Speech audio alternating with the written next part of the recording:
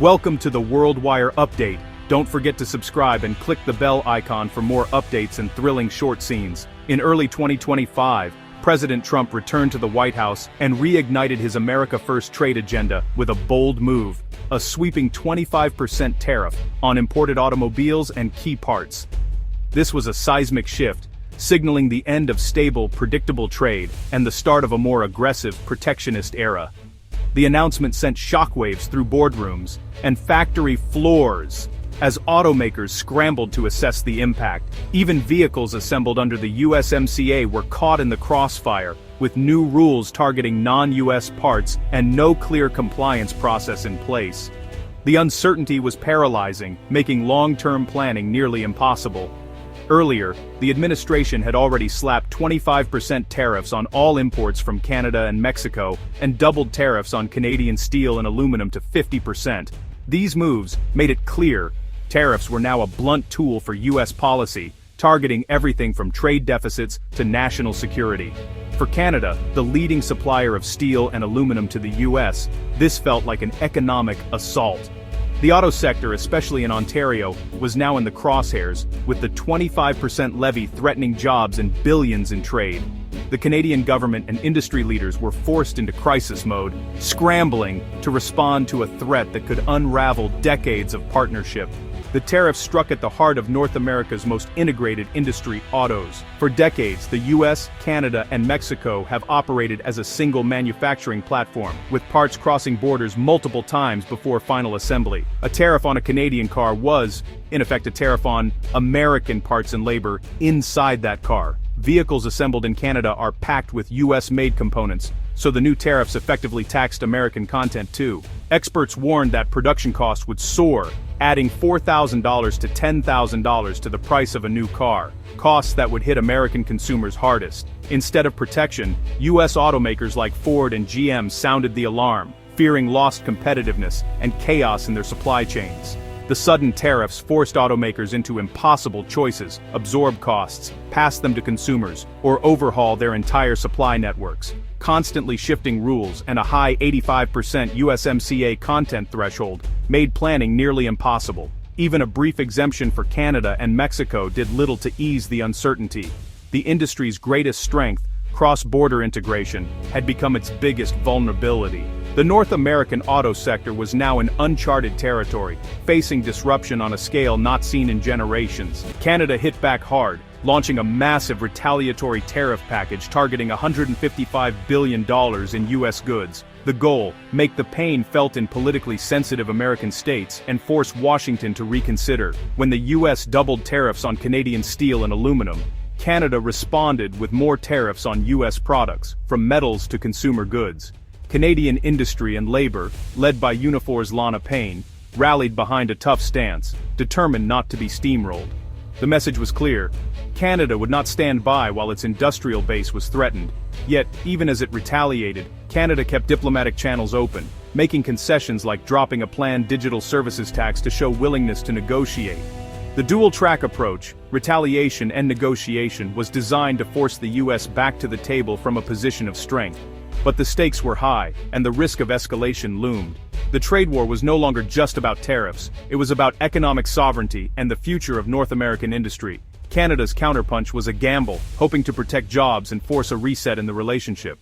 The outcome remained uncertain, with both sides digging in for a prolonged fight. The next moves would determine the fate of thousands of jobs and billions in trade.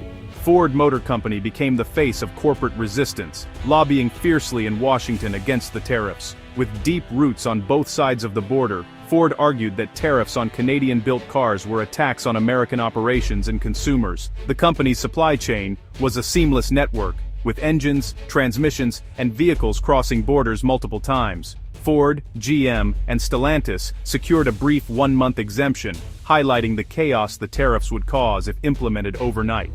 Their fight wasn't just about profits, it was about preserving a business model built on cross-border integration. Ford warned that tariffs wouldn't bring jobs back to the U.S., but would instead make North American manufacturing less competitive globally.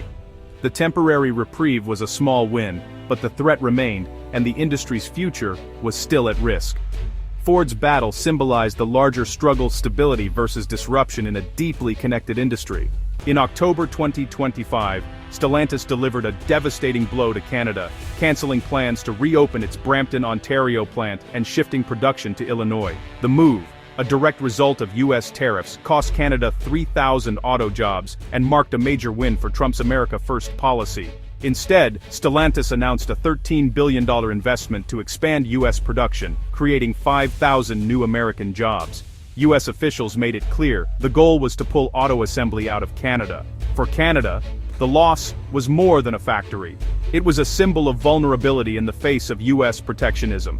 Prime Minister Carney called it a direct consequence of U.S. tariffs, exposing the limits of Canada's retaliatory strategy. The Brampton closure became a grim milestone, showing the North American auto industry fracturing along national lines. The Stellantis shock forced Canada to rethink its approach. Prime Minister Carney's mix of retaliation and diplomacy had failed to protect jobs, and the government now faced a massive budget deficit and mounting political pressure. Ottawa shifted focus to sector-specific deals, with Trade Minister LeBlanc in Washington seeking relief from steel, aluminum, and auto tariffs. But high-level talks stalled, leaving Canada to pursue piecemeal agreements instead of the broad, stable trade relationship it once enjoyed.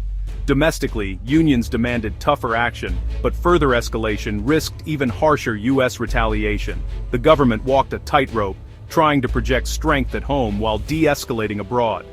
The crisis also accelerated Canada's push to diversify trade, seeking new agreements with Europe and Asia-Pacific nations.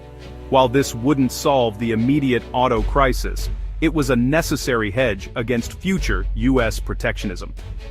Canada's gamble managed the current crisis while building a more resilient, diversified future.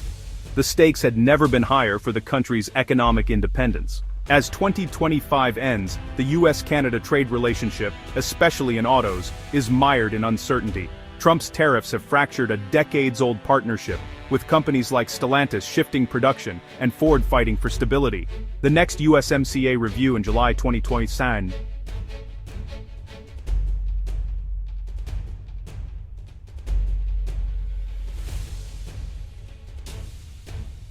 giving the U.S. leverage to demand more concessions or threaten withdrawal. Legal battles over the tariffs add to the chaos, with billions in duties hanging in the balance and no final resolution in sight.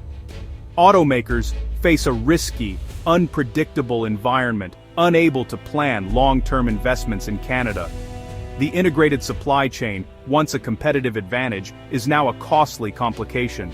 Some jobs may return to the U.S., but the industry as a whole faces higher costs and reduced competitiveness. The North American auto sector is at a crossroads, with the risk of further economic collisions dangerously high. The road ahead is anything but smooth, and the future of cross-border manufacturing hangs in the balance.